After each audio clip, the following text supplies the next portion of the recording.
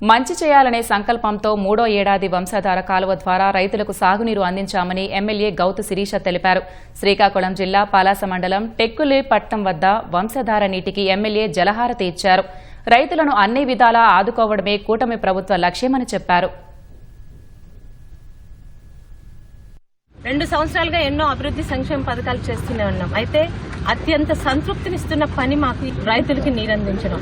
గత 5 సంవత్సరాలు అసమర్థ వైసీపీ పాలనలో ఇదే నియోజకవర్గానికి మంత్రిగా అధికారం చలాయించిన మాజీ మంత్రి సీదిరి అప్పలరాజు గారు ఒక్క సంవత్సరం కూడా చుక్క వంశధార నీటిని తీసుకురాలేని అసమర్థ ప్రభుత్వం, అసమర్థ మంత్రి.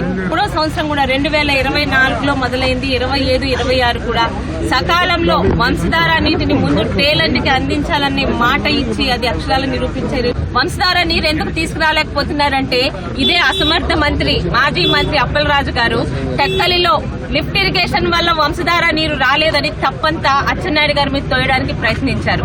టెక్కల్లో అదే లిఫ్ట్ ఇరిగేషన్ ఉంది, అదే అచ్చెన్నాయుడు గారు, అదే బగ్గురమణమూర్తి గారు అందరూ సహకరించారు. మరి నీటిని ఎలా తీసుకురాగలమండి?